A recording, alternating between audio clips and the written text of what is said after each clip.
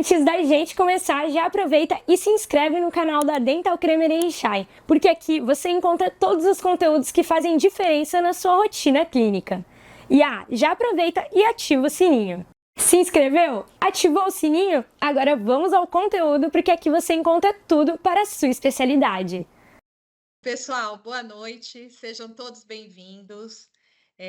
Hoje é uma noite muito especial para a gente, porque além de ser o primeiro evento online, o primeiro evento oficialmente que a gente faz com o professor Heitor Cossenza, ele também marca o início de uma campanha que a gente está lançando, que é uma campanha que leva o título de Regenerar é Simples e Ponto.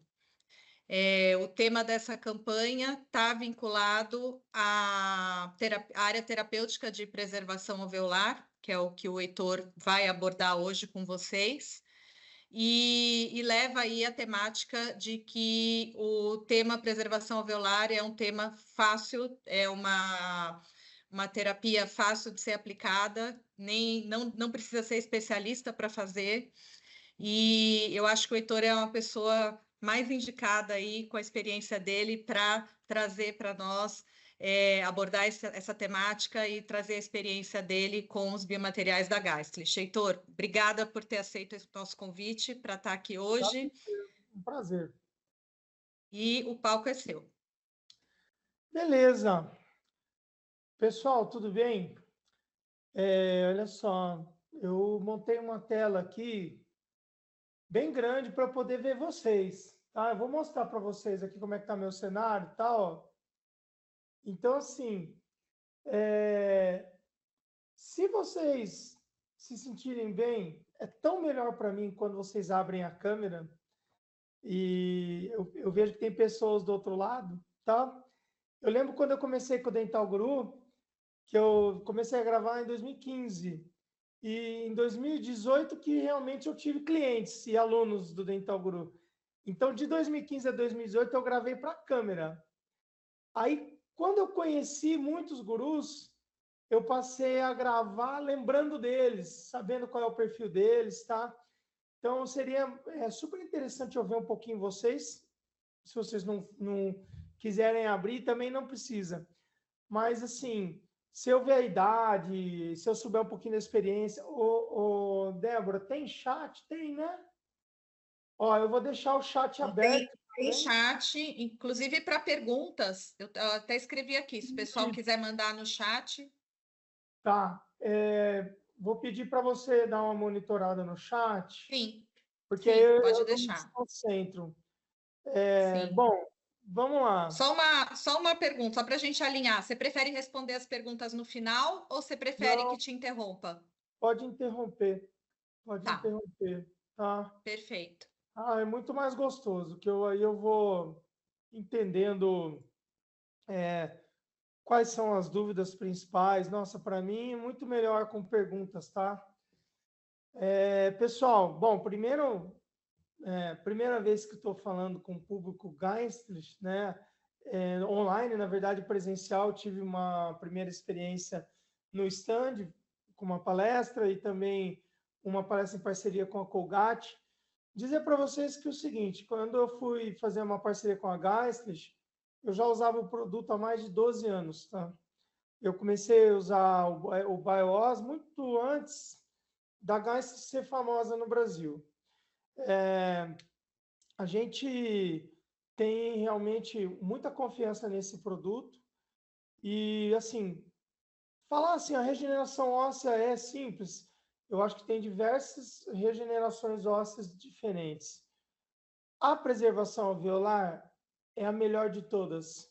É o melhor cenário, porque ainda não aconteceram eventos que podem trazer grande dificuldade para a regeneração, tá? Então, olha, falar a verdade para vocês, eu nem pensava no termo regeneração quando eu pensava em preservação alveolar. Eu nunca na minha cabeça chamei a preservação alveolar de regeneração. E, de fato, o que tem de mais previsível é a preservação alveolar. Depois que aconteceram eventos de atrofia óssea, depois que aconteceu a remodelação do alvéolo, depois que perdeu o contorno do tecido gengival, a inserção das papilas nas interproximais dos dentes adjacentes, as coisas vão ficando muito difíceis de voltarem aos 100%, principalmente se há uma perda de papila ou se há algum tipo de sequela em relação ao alvéolo, tá? Então, meu objetivo com vocês aqui é mostrar por que fazer preservação alveolar, como fazer uma extração bem feita, que é o primeiro passo da preservação, e alguns conceitos. E no final vou mostrar um caso completo para contextualizar a preservação alveolar na implantodontia estética, que na verdade é o principal objetivo. Nós pensamos numa extração minimamente traumática, pensamos numa extração que é até tecnicamente um pouco mais complexa, para a gente depois fazer um implante que esteja dentro de osso e que também seja um implante com estética. Você precisa finalizar a tua restauração implante suportada de forma estética. O que significa isso? Sem perda de volume vestibular, sem mudança de cor, sem retração gengival, com presença de papilas, ou seja, uma coroa que ela sai de dentro da gengiva bonita como ela era antes, tá? Então, assim, nós temos aqui diversos estágios, né? A preservação alveolar, nós temos aqui um paralelo, tá? Do lado esquerdo aqui, esse caso eu vou mostrar completo para vocês, eu tenho uma situação em que eu fiz uma preservação alveolar. Então, esse incisivo central, ele estava perdido, nós fizemos uma extração minimamente traumática, nós fizemos os enxertos necessários para fazer a manutenção do alvéolo, nós trabalhamos proteticamente e nós finalizamos com o central exatamente do tamanho que ele era antes, com a gengiva bonita, bem posicionada e com toda a estética dos tecidos gengivais ao redor do implante. Essa estética depende também do osso que está embaixo. Do outro lado, a gente tem uma situação de trauma, uma situação em que o paciente teve uma avulsão, perdeu toda a tábua óssea vestibular, ela foi remodelada, foi necessário fazer uma regeneração óssea guiada, com a remoção de enxerto autógeno do ramo da mandíbula, com a associação de biomateriais e membranas, com um tempo muito maior. Então, vamos fazer esse traçado, ó. Vamos fazer esse paralelo. Aqui eu tenho 3 meses, aqui eu tenho 1 ano e meio de tempo, tá? Aqui foi feita uma cirurgia só, aqui foram feitas 3 cirurgias. Aqui eu tenho baixo risco de ter problema, muito previsível. Aqui eu tenho o maior índice de intercorrências cirúrgicas que existe. Aqui eu já acabei de falar esse termo, né? Previsibilidade contra intercorrências. Aqui eu fiz uma tonelização para manipular os tecidos moles. Aqui eu fiz um retalho que vai trazer cicatrizes, que traz sequelas para as papilas. Aqui eu tenho um baixo custo e aqui eu tenho um alto custo, certo? Então, quando nós estamos pensando em defeito, tá? O alvéolo, todos os defeitos que nós vamos falar são defeitos críticos. Mas o alvéolo, ele é uma cavidade circundada por osso de todos os lados. Então, se você tiver aqui o sangue, um coágulo bem estruturado, nós vamos ter a migração de células da região periférica. Essas células podem ser conduzidas e estabilizadas para que haja uma boa formação óssea aqui, tá? Então, durante a extração, se a gente já pensar no preenchimento desse alvéolo com partículas e biomateriais que podem estabilizar esse coágulo e não vão atrapalhar, trazendo inflamação, trazendo danos a essas células ou atrapalhar de forma a trazer contaminantes, aqui nós vamos ter a osteocondução de forma muito previsível, tá? Então, é um defeito pouco crítico, mas continua sendo um defeito crítico, porque um alvéolo, se você deixar só o coágulo, é muito, muito provável que haja completa remodelação desse alvéolo para se transformar num defeito assim. Ou, às vezes, até um defeito assim. Ou, às vezes, até um defeito pior. O que acontece num defeito como esse aqui? Eu vou querer formar osso nesse sentido horizontal aqui. Mas esse coágulo, ele vai estar estabilizado? Vai ser possível fazer com que somente células ósseas progenitoras, células osteoprogenitoras, células que têm aí uma informação para formar osso, são diferenciadas e estão estruturadas para isso?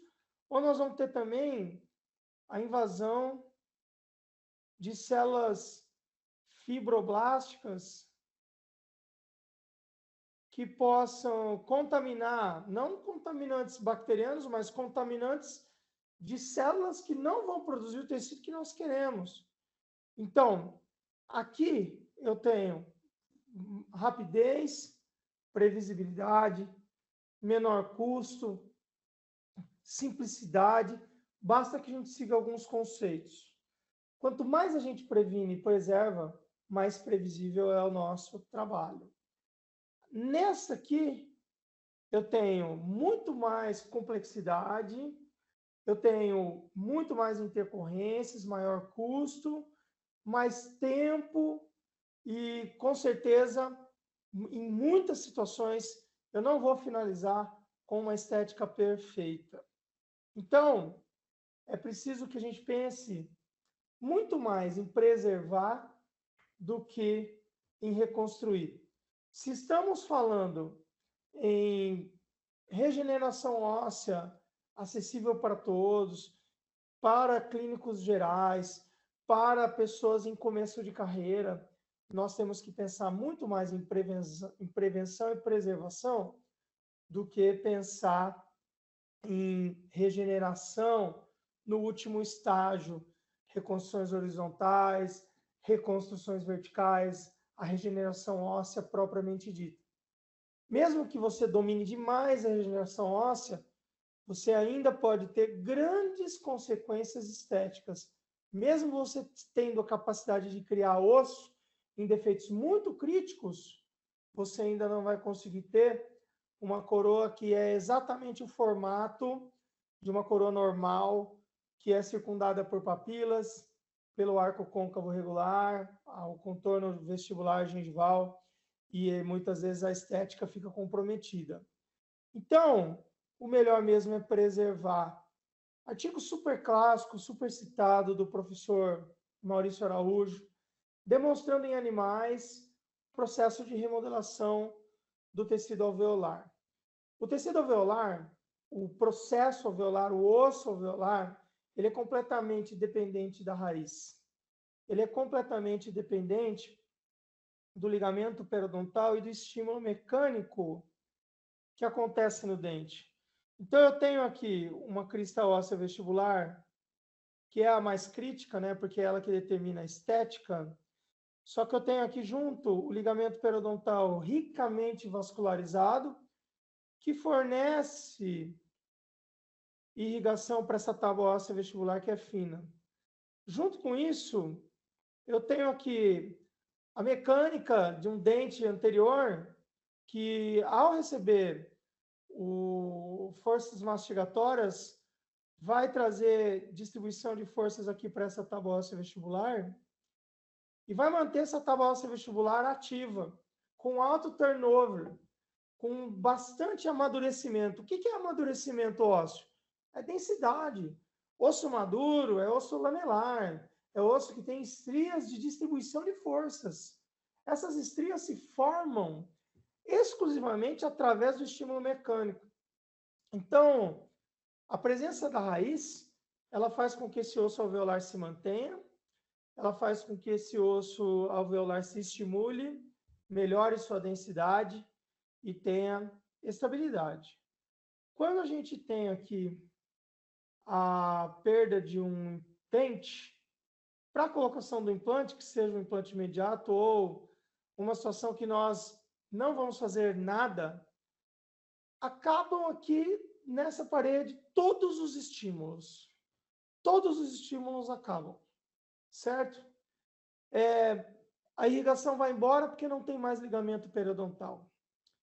O estímulo mecânico, tão importante para o turnover, também acaba. Essa parede, ela não tem outro caminho a não ser reabsorver, como foi mostrado em animais. Aqui essas setas indicam a ação osteoclástica nas cristas ósseas alveolares. Então, nós estamos pensando em colocar implante a partir de uma extração. Não interessa o momento. Inclusive, existem trabalhos grandes e com metodologias confiáveis demonstrando que o momento não é tão importante. Mas algumas ações são importantes. Algumas ações são fundamentais para que você não tenha esse tipo de problema. Olha só, eu tenho aqui, um problema de cor. Eu preciso de um implante de zircônia para que eu não tenha esse escurecimento da gengiva? De forma alguma. Se alguém falar para você que você precisa de um implante de zircônia para resolver um problema como esse, essa pessoa está completamente enganada, porque é perigoso ter um implante tão próximo de um tecido mole, ele vai retrair. O que você precisa aqui é ter espessura. O que você precisa aqui é evitar a remodelação alveolar. Olha só um outro problema, a retração do tecido gengival.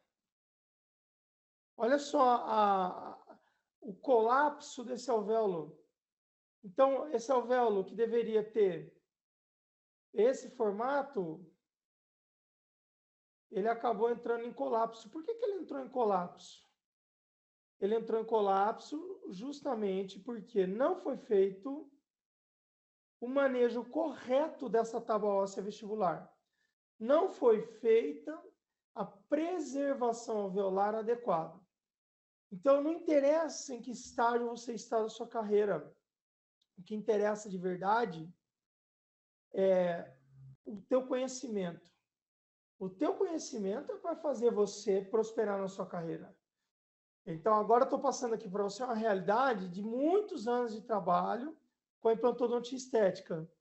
O entendimento do que precisa ser feito para a gente evitar esse tipo de problema. Nós temos a capacidade de tratar esse tipo de problema? Sim, mas o melhor é evitar que ele aconteça. Então, quando eu falo assim, algo precisa ser feito? Sim.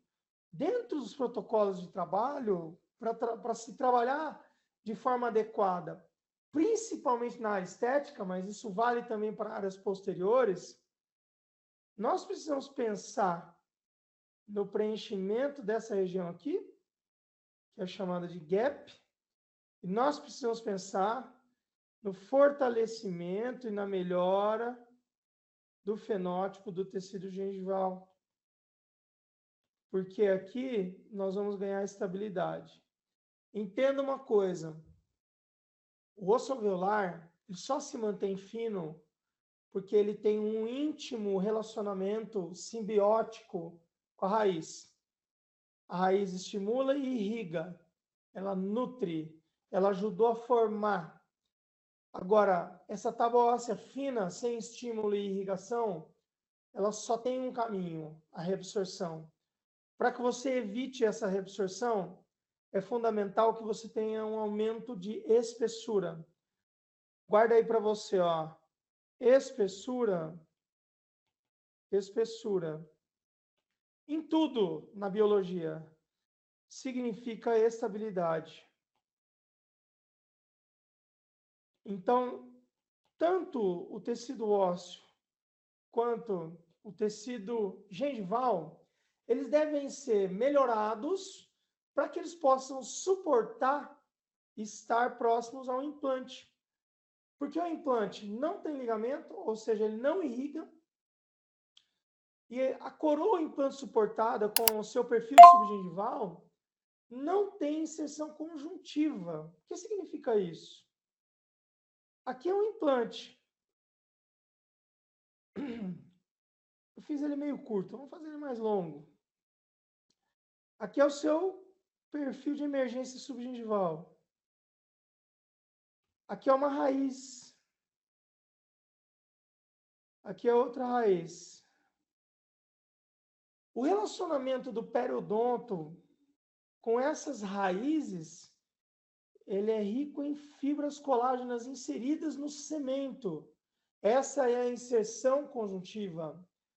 As chamadas fibras de Sharpey estão inseridas tanto no tecido conjuntivo da papila quanto no cemento que foi formado incorporando essas fibras. É uma ligação fortíssima, uma ligação física. Agora, o que acontece aqui nessa região do pilar? Aqui, ó? Apenas a sobreposição. Apenas um íntimo contato se mantém saudável, dependente da higiene, dependente do material, dependente do fenótipo do tecido, porém, não é estabilizado pela coroa do mesmo jeito que é o contorno gengival. Então, nós temos aqui uma situação que ou esse tecido aqui aumenta de espessura e se sustenta ao redor da coroa, e esse tecido aqui aumenta de espessura e cria uma própria rede de vasos sanguíneos e um estímulo mecânico, ou ele vai reabsorver e vai trazer, para o nosso caso, a sequela. Sequela essa, nesse caso aqui que vocês estão vendo na tela, ainda é saudável, não formou bolsa, não teve total perda do implante, mas é antiestético. Agora, em outras situações, se você não fizer nada, e essa tábua óssea já apresentar alguns defeitos, algumas fenestrações, com certeza ali vai se formar uma bolsa periodontal, um tecido, uma bolsa periimplantar, um tecido constantemente inflamado, um tecido que não é capaz de ter uma cor rosada e saudável, sempre dolorido, sempre cheirando mal, sempre trazendo exudato inflamatório saindo pelo sulco. Então, não é uma situação de saúde. Nós queremos saúde porque só através da saúde que nós temos a condição de ter estabilidade. Tecidos não saudáveis, eles são tecidos que são pobres em colágeno, eles não têm estrutura, eles não têm fibras que se mantêm. O próprio osso, quando ele se depara com mediadores químicos da inflamação, o primeiro passo é a reabsorção. O tecido ósseo, ele é um tecido que não vive em ambiente inflamado e muito menos ambiente contaminado. Então, desencadeou a cascata da inflamação, primeiro passo, ativação do clasto e o afastamento do tecido ósseo da região, dando espaço para um tecido de granulação, rico em células do sistema imunológico, células de resposta, ou seja, células que não fazem parte de um tecido saudável. O que fazer então? Tá? Nós temos que pensar em preenchimento de gap. Olha esse artigo, que artigo forte, tá? Um artigo atual de 2019, uma revisão sistemática, tá? E ele faz comparações entre alvéolos que você preencheu e alvéolos que você não preencheu, tá? Que é aqui, ó, cicatrização espontânea são alvéolos que não teve preenchimento. E aqui o grupo teste é o grupo que tem preenchimento com osteocondutores, tá? Esse artigo publicado e testado com o BioOS da Genslich.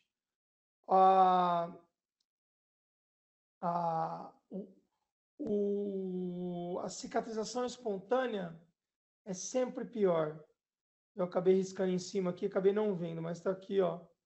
Eu falei, cadê aqui o resultado do artigo? Cicatrizar espontaneamente é sempre pior. Olha esse outro artigo aqui, ó. Uma outra revisão sistemática. Eu só estou trazendo revisões sistemáticas porque são realmente artigos de grande poder, artigos com uma metodologia muito fidedigna, né? Essa com meta-análise, ou seja, os artigos que estão lá dentro dessa revisão são artigos que têm uma metodologia capaz de serem comparados entre si, tá? 3.000 alvéolos. Então, olha o volume de alvéolos testados. O desempenho da osteocondução é sempre melhor. Tá? Então, colocar um osteocondutor dentro do alvéolo vai trazer resultados melhores do que deixar somente o coágulo. Mas não é só isso. A estética anterior, ela depende do quê? Ela depende da manutenção da arquitetura gengival. Para a gente fazer um resumo, nós temos aqui, ó, os zênites gengivais. Olha só, eu estou desenhando para vocês a arquitetura aqui, ó. Nós temos os zênites gengivais. E nós temos as papilas. Então, pessoal, nós queremos atuar, qualquer que seja a idade do paciente, essa paciente em questão mesmo, já tinha passado seus 60 anos, mas nós queremos atuar removendo um elemento dentário condenado. No caso dela, ela tinha uma lesão por conta de uma trepanação endodôntica, e nós queremos colocar aqui o implante, colocar um biomaterial, fazer um conjuntivo e finalizar com uma prótese, que ela seja colocada aqui e que ela tenha um formato de dente. E para ela ter um formato de dente original, na verdade, quem precisa estar do lado dela é o tecido gengival. Só que esse tecido gengival é uma estrutura biológica. É uma estrutura que, se não for bem tratada, ela vai apresentar inflamação, infecção, modificação de formato. E vou mais, mesmo saudável, pela atrofia, ela também vai modificar o formato. Então, qual o primeiro princípio para a gente ter bastante previsibilidade na área estética? O princípio número 1 é a extração minimamente traumática. Você não precisa de R$1 para fazer uma extração minimamente traumática bem feita. É lógico, vai precisar de alguns instrumentos, mas ao longo dos anos que esses instrumentos duram, eu tenho instrumentos que eu uso há 10 anos, o preço deles se torna irrelevante. Mas você vai começar a fazer essa tua preservação alveolar através de uma extração minimamente traumática. Esse é o primeiro passo. Por muitos anos, esse foi o único passo, a extração minimamente traumática. Os clínicos, 15 anos atrás, acreditavam que era possível exclusivamente colocar uma coroa, mantendo o coágulo em posição, e ali haveria a neoformação óssea. Porém, um coágulo em um ambiente muito grande, muito amplo, por exemplo, um gap de 2, 3 milímetros, como ele vai desidratar rapidamente, ele vai perder a sua estrutura, ele vai colapsar, ele vai se diluir em saliva, ou seja, aquele alvéolo vai contaminar, não haverá ali a formação da rede de fibrina e não haverá, por consequência, a migração de células osteoprogenitoras para a região. É preciso dar sustentação para o coágulo. Então, primeiro passo, nós vamos fazer uma extração minimamente traumática. Essa estrutura aqui, ó, a papila, ela nunca será descolada durante uma extração. Ok? É um princípio para a execução. Um outro ponto é não modificar o formato do tecido ósseo alveolar. Então, eu tenho um tecido ósseo alveolar aqui, ó.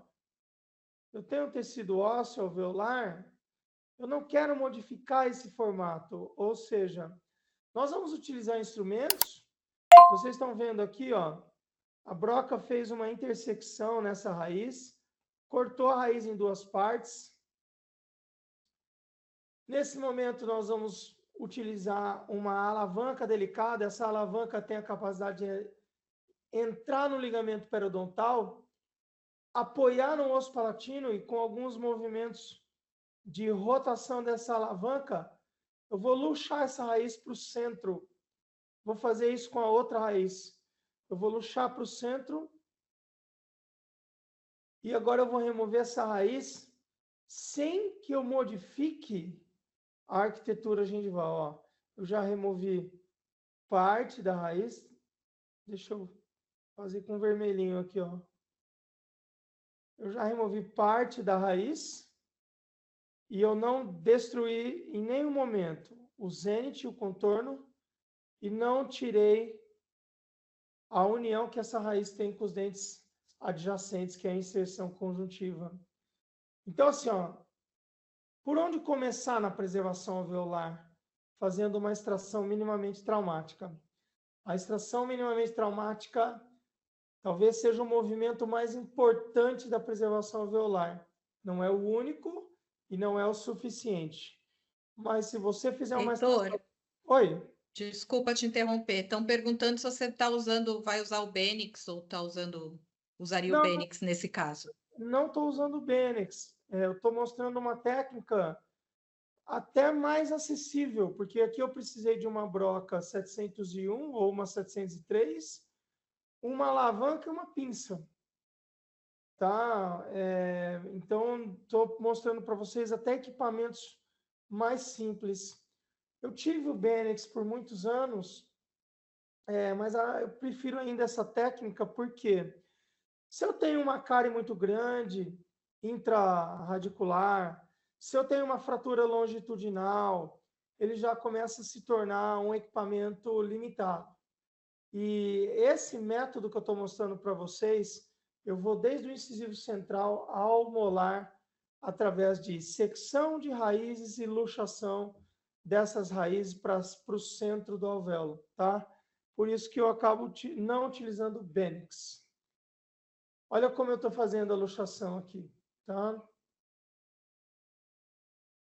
Olha só, o instrumento, deixa eu tirar o mouse da frente aqui. O instrumento, ele é apoiado no ligamento periodontal, com muito cuidado para não machucar papilas e não causar nenhum tipo de destruição alveolar. Com muita facilidade. Desde a minha especialização, que foi em 2008, a técnica utilizada e empregada é essa técnica. Tá? Desde a época da especialização. Olha só. Mantendo a integridade das paredes ósseas, porque elas serão os fornecedores do material biológico que vai produzir um novo osso.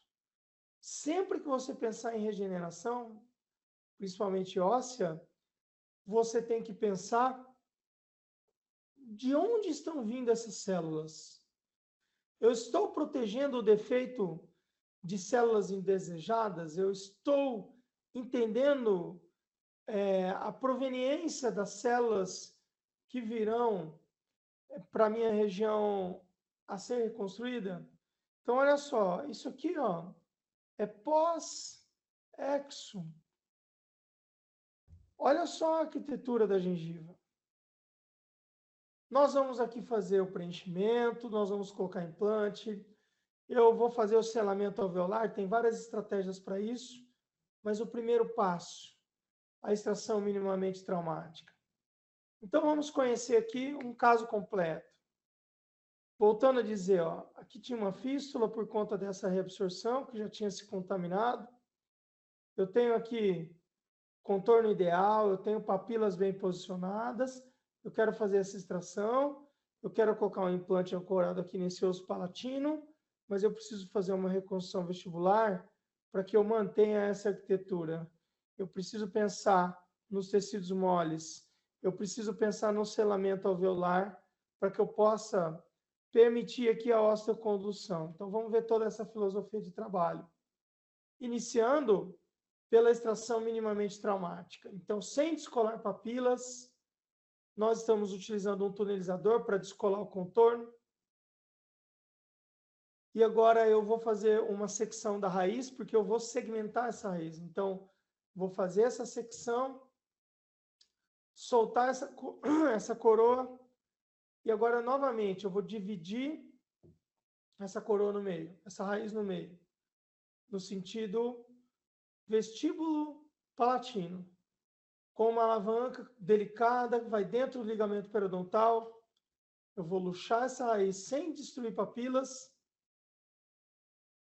e eu vou remover a raiz sem trazer nenhum tipo de sequela. Agora eu estou descontaminando o alvéolo, também um ponto extremamente importante e previsível. Você tirar as lesões com uma cureta, irrigar o alvéolo vigorosamente, vai te trazer bastante segurança. E vamos instalar o implante. Um outro princípio importante para que nós possamos criar a tábua óssea vestibular é que esse implante fique numa posição mais palatina. Olha só aonde nós estamos colocando a sua fresagem. O implante ele vai ser colocado numa posição mais palatina, profunda, para que a gente construa um bom perfil de emergência, mas o mais importante é que propositalmente nós vamos fazer o gap. Tá? Então, propositalmente, nós vamos deixar formar o gap. Olha só, propositalmente eu tenho a formação do gap aqui. Neste gap, o que eu vou fazer agora? Neste gap, eu vou trabalhar com o preenchimento do material osteocondutor. Nosso material de escolha é o BioOss, é o material mais estudado do mundo, é o material... Vou mostrar para vocês duas pesquisas bem antigas, pesquisas de primeira qualidade, e que têm aí seus quase 30 anos, demonstrando em humanos a eficácia do BioOss. Estamos removendo o conjuntivo. Vamos proteger o palato, para que o paciente tenha o mínimo de dor possível. E vamos levar esse enxerto de conjuntivo para a região anterior, ancorado naquele contorno. Então, nós estamos melhorando a performance dessa região, porque agora esse tecido alveolar, ele vai trabalhar sozinho, ele não tem mais a união com a inserção conjuntiva, ele não tem mais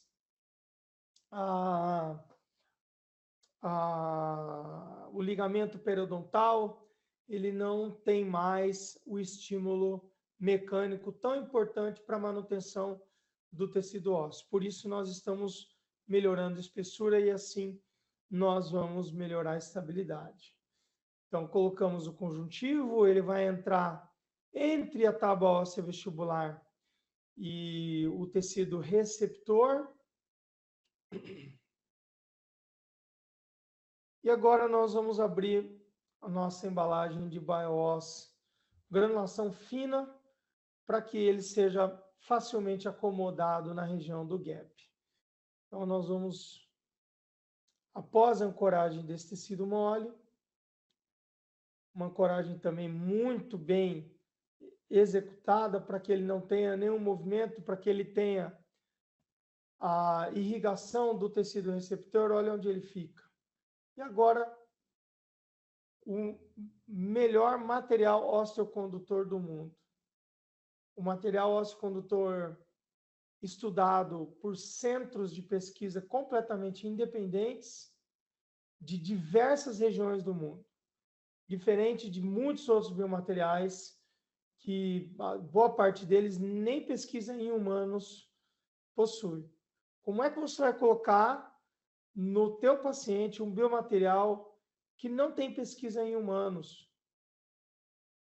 Depois que você tiver uma intercorrência, de não formação óssea e contaminação desse alvéolo, formação do granuloma de corpo estranho, agudização da lesão que era crônica, dor, inchaço, pus, você vai desejar ter utilizado um material como o BioOss.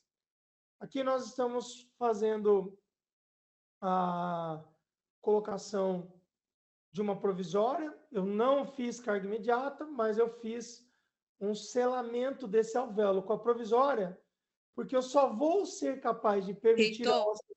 Oi, pode dizer. desculpa interromper. Estão questionando aqui se é a técnica RDI.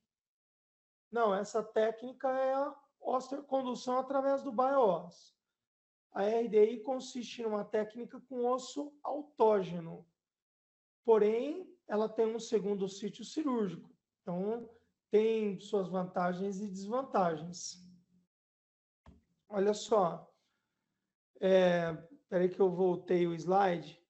Eu estou finalizando aqui, pessoal, essa osteocondução capturando o alvéolo. Notem que não tem mais nenhum tipo de sangue escapando do defeito cirúrgico.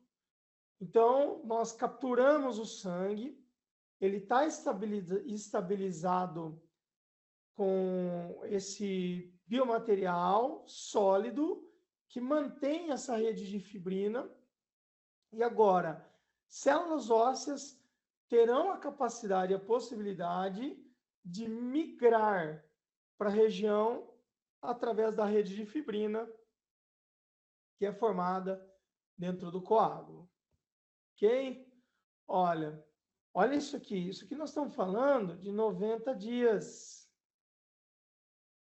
Tá? O biomaterial no gap, ele vai levar um pouco mais de 90 dias para formar o osso ali. Se nós dependêssemos desse biomaterial, seria interessante deixarmos aproximadamente 6 meses para fazer um implante. Como nós já havíamos instalado o implante em osso nativo, 3 meses é super suficiente para nós já iniciarmos o processo de finalização. Olha só, eu quero que vocês reparem nisso aqui, ó. Esse alvéolo, ele está íntegro, e esse volume, ele é dado porque aqui nós temos a raiz. Mas aqui nós não temos a raiz, nós só temos um implante. Esse volume aqui, ele é dado pela melhora da espessura, tanto do tecido ósseo, quanto do tecido conjuntivo. Nós temos o zênite um pouco mais para baixo. Nós vamos fazer a abertura do nosso alvéolo apenas com uma perfuração pequenininha e nós vamos capturar uma coroa provisória em resina. E a coroa provisória agora vai dar suporte, vai comprimir o tecido até que ele fique mais ou menos não, perfeitamente na mesma altura que o adjacente. Vamos fazer... Heitor, diga. Tem uma pergunta aqui, se para diminuir a morbidade, você não poderia usar um biomaterial para substituir o conjuntivo? Eu poderia sim. Existem tipo vários... um Mucografil, né? Sim. Eu acho que ele está querendo... Eu acho que não vai ser o Sil, vai ser o Mucograf mesmo, tá? Eu não tenho decor, Débora, toda a linha dos substitutos, mas com certeza poderia substituir por um biomaterial, sim, tá? Esse eu tenho pouca experiência, acabo utilizando mais o autógeno. Tenho bastante experiência com o preenchimento do gap e com a formação óssea através da osteocondução, mas o biomaterial substituto de tecidos moles, eu tenho menos experiência. A Gisela está perguntando, desculpa, só porque estou te interrompendo, porque você falou para interromper. A interrupção é mais gostosa ainda, é melhor. Tá? Não quero ser chata. A Gisela tá questionando há quantos anos essa técnica é usada, e tem alguém falando aqui que a Fibroguide talvez seria a melhor opção, concordo com a Andrea aqui. Aí eu precisava ver alguns estudos dos substitutos de biomaterial, coisa que eu não fiz ainda, para saber quem mantém mais volume, porque assim, com certeza, no implante há uma necessidade de maior estabilidade, tá? Nos recobrimentos radiculares, não há necessidade de aumento de volume tão grande. Por exemplo, em recobrimentos radiculares, nós podemos utilizar a submucosa do palato para fazer o enxerto, pela técnica de incisão única. Mas não é indicado essa técnica de remoção de conjuntivo para alvéolos, porque a perda de volume acontece mesmo utilizando o biomaterial. Existe uma certa remodelação e o tecido conjuntivo compensa, mas tem que ser um tecido conjuntivo bastante rico em fibras, por isso a lâmina própria. Então, eu teria que estudar agora trabalhos comparativos em relação à manutenção de volume, coisa que eu não tive ainda a oportunidade de fazer. Pergunta sobre tempo. Olha só, eu não tenho esse dado, tá? Quanto tempo que a técnica de preenchimento do gap é realizada? Isso eu não tenho. Mas vão aparecer 2 trabalhos aqui de regeneração óssea com o BioOss, tá? Que eu vou mostrar os resultados. Eles estão no finalzinho aqui, tá bom? Podemos continuar, Débora? Sim, pode seguir. Ok. Obrigada. Então, gente, a integração das especialidades está aqui, tá? Não adianta você ser um periodontista que sabe lidar com tecidos moles se você não sabe lidar com o perfil. Não adianta você ser um implantodontista que não entende nada de prótese ou de pério. E não adianta você lidar com o alvéolo sem entender os processos de osteocondução e preservação alveolar. Por fim, aqui nós vamos fazer uma moldagem personalizada, vamos personalizar o nosso transferente de moldeira aberta com uma resina flow, que é colocada através de uma matriz de Zeta Labor. Essa moldagem, esse transferente é instalado em boca. Notem que o próprio transferente, ele mantém a mesma posição do zenith gengival conquistada com a coroa provisória. Fizemos os preparos para facetas dos dentes adjacentes e vamos fazer a nossa reabilitação final. Então, aqui nós temos uma coroa metalocerâmica, tá? E aqui nós temos facetas que serão cimentadas, tanto sobre dente quanto sobre a cerâmica. E eu quero mostrar para vocês aqui, ó, já aproximadamente 4 meses do dia da extração, manutenção da arquitetura gengival. Mostrar para vocês a manutenção das papilas, ó. Tudo porque nós fomos conservadores durante a extração, colocamos o implante na posição ideal e fizemos o trabalho de osteocondução. Olha só a manutenção da arquitetura do tecido. Eu tenho aqui o alvéolo preservado porque ainda tem raiz, mas eu tenho aqui, ó, uma situação que não é um alvéolo, porque agora já é um rebordo remodelado, que aqui já tem um implante, mas ele é uma remodelação que não traz sequelas estéticas. Eu tenho aqui grande espessura óssea, promovida pela presença do osteocondutor, e eu tenho aqui a melhora do fenótipo gengival promovido pelo enxerto de conjuntivo. Colocado o meu pilar personalizado, feito o processo de cimentação, e aqui imediatamente após a cimentação, resultado imediato após a remoção do isolamento absoluto.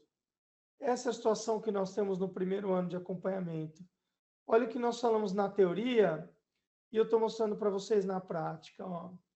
O implante está instalado no tecido ósseo remanescente. Aqui tem uma fina tábua óssea vestibular que foi melhorada através do processo de osteocondução do BioOss. E aqui eu tenho um tecido que também foi melhorado através da colocação do enxerto de conjuntivo. E aqui eu tenho uma prótese que foi confeccionada com todos os pontos importantes para que a gente pudesse ter o suporte para os tecidos moles adjacentes. Olha só, com a prótese instalada e aqui o acompanhamento de 3 anos. Tá? Então, notem que nós mantivemos a arquitetura o tempo todo. Posicionamento do Zenit, uma coroa implante suportada, uma faceta no nível gengival que não faz nenhuma modificação na região periodontal e periimplantar. E nós temos estabilidade. Tá? Essa estabilidade é super conhecida, é super estudada. A realização da osteocondução no gap é extremamente estudada, tá? Para finalizar, eu quero mostrar para vocês aqui 2 estudos. Nós fizemos uma revisão de literatura sobre preservação alveolar no finalzinho do ano passado, tá? E olha só, eu tive corrompeu aqui, peraí. Não corrompeu não, gente. Eu que esqueci de montar aqui, ó, coloquei um desenho a mais e esqueci de montar. Peraí, deixa eu... Eu tirei 2 prints a mais aqui do artigo e esqueci de diagramá-los. Então, eu estou fazendo aqui ao vivo para vocês, a montagem do slide. Pronto, deixa eu só reduzir um pouquinho isso aqui, tá? Olha isso aqui. Nós estamos aqui falando de um estudo de 2001, tá? Se ele foi publicado em 2001, ele foi executado aí 2, 3 anos antes. Olha aqui meu iPad. Meu iPad resolveu não enxergar o computador aqui. Só um minuto, senão eu não consigo desenhar. Pronto. Agora ele enxergou o computador. Olha só, um estudo aqui de 2001, tá? 6 pacientes submetidos a enxerto ósseo com biose e bioguide. E diferente de tomografia, porque tomografia não é tão confiável para ver biomaterial, porque o biomaterial, se ele formar um granuloma, ou seja, se ele for encapsulado por tecidos moles, ele vai aparecer na tomografia bastante radiopaco. Então, a tomografia pode te trazer aí um falso resultado. Então, a única forma de você avaliar se realmente é osso é você fazer o histológico. Então, não existem pesquisas só com tomografia quando se trata de biomateriais, tá? Por isso, a biópsia, mas o que eu quero falar para vocês é isso aqui, ó. São humanos, ó. Humanos não são ratos, tá? Biópsia antes de realizar os implantes. Então, se você ver aqui, ó, aqui tem uma pequena trefina, provavelmente de 2 milímetros, removendo uma amostra de osso e depois é instalado o implante. E o que vocês vão ver aqui, ó, é a partícula de biose em íntimo contato eu quero dizer, forma osso em contato com a partícula. Não tem outro tecido aí, não tem tecido de granulação, não se enxergam células de resposta. Se você tem um tecido, uma partícula que não se integrou com o osso, ela vai estar apresentando um granuloma de corpo estranho. O que é isso? Ela vai ser encapsulada por muitas fibras e muitos macrófagos. Não é o que está acontecendo aqui, tá? Então, existe osso formado em íntimo contato com essas partículas. Eu estou falando de um estudo que foi publicado há 24 anos e foi feito em humanos. Mais um aqui, ó. Olha o N desse estudo, pessoal. 75 pacientes com acompanhamento de 5 anos, tá? Demonstrando taxa de sobrevivência de 93% a 97% dos implantes após 5 anos em regiões regeneradas. Essa foto é minha, tá? Porque o artigo, ele é um artigo que só tem tabelas, ele não é um artigo que é bonito de ver. Ele é um artigo que só traz dados. Mas eu coloquei uma foto aqui só para ficar bonito. Isso aqui é a BioGuide nos ajudando aí a fazer um processo de regeneração em uma situação em que o paciente teve o seu implante removido porque não tinha tábua óssea vestibular, tá?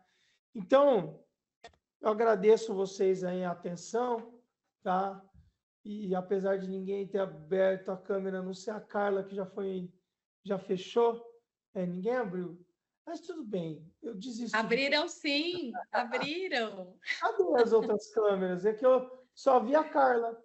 A Débora e a Lene não adianta.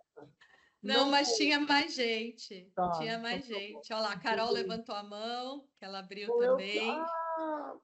Olha só, por que ele não me coloca aqui quem está de câmera aberta, né?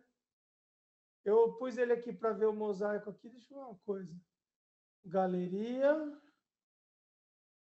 Aqui a Andréia acabou de abrir. Olha, gente, são humanos.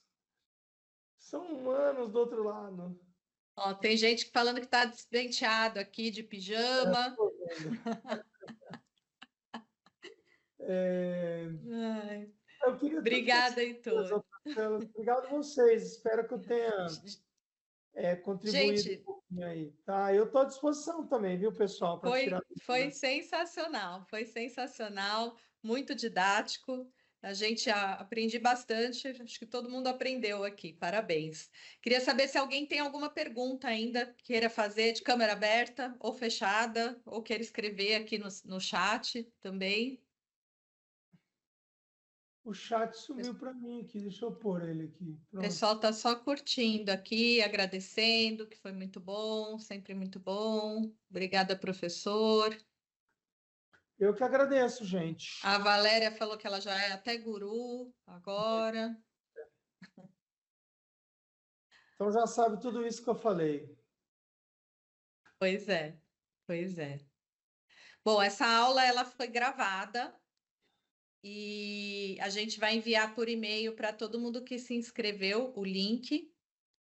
Tinha uma pergunta aqui nas perguntas, deixa eu ver quem é. Aqui. Ah, não, já. Heitor, você indica algum iPad específico para Não, qualquer uma iPad. pergunta técnica, a Janaína? Pode ser até mais antigo. Meu iPad mesmo é um iPad 10, tá? Ele nem é muito atual e ele nem é o Pro. Qualquer iPad, até o iPhone faz esses desenhos, viu, gente? Eu usei muito tempo o iPhone também, tá? O importante é que tem que usar o Mac. Né? Não dá para fazer no PowerPoint. Os desenhos é só no Mac. Ah, isso é um dado importante mesmo. Outro dia Pessoal, eu fui ver isso, não dá mesmo, só Mac. a gente vai subir para o YouTube a aula e aí eu vou compartilhar com todo mundo um e-mail amanhã com o link para vocês assistirem a aula. Tudo bem, Heitor? Tudo jóia. Beleza? Então é isso. Beleza. Se não tiverem mais dúvidas, peraí, tem uma pergunta aqui. Professor, neste caso, na utilização de membranas para o isolamento do alvéolo no processo de osteocondução, como você vê a comparação entre as membranas reabsorvíveis e não absorvíveis? Eu não sou fã das não absorvíveis, tá? As não absorvíveis, elas tendem a modificar bastante a estética. Sobre preservação da arquitetura, assim, ó, o último passo da preservação alveolar é o selamento do alvéolo. Os melhores seladores de alvéolo são aqueles que mantêm exatamente a arquitetura. Então, o disparado melhor é a coroa provisória, já com carga imediata. Você, então, vai utilizar um componente protético e já construir o perfil de emergência, copiando ali o alvéolo e a gengiva vai ficar totalmente apoiada na coroa provisória. O segundo melhor seria o cicatrizador personalizado, que ele a coroa provisória sem coroa, só a parte subgengival. E o pôntico adesivo unido aos dentes adjacentes é a minha opção quando eu não vou fazer carga imediata, tá? Então, assim, eu não uso esses biomateriais de fechamento de alvéolo em dentes anteriores, porque eles são pouco capazes de manter a arquitetura. Então, eu prefiro essas modalidades.